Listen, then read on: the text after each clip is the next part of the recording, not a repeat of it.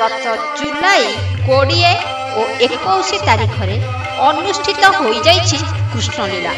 पुराना बस स्टाण्ड छक खोर्धार दुर्गा माधव कमिटी तरफ एही लीला अत्यंत धूमधाम रे अनुष्ठित होइथिला।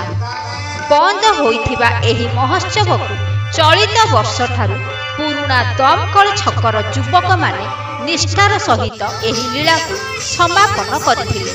प्रत्येह रात्रि 11टा समय कलाकार माने कृष्णलीला को भोर पर्यंत परिवेषण करथिले।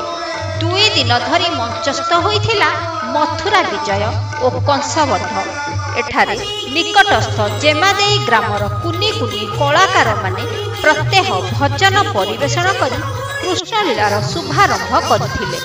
एही कृष्णलीला को उपभोग करिबा पई खोर्धा और एहार पाखापाखी अंचल शताधिक कृष्णप्रेमी एकत्रित होइथिले।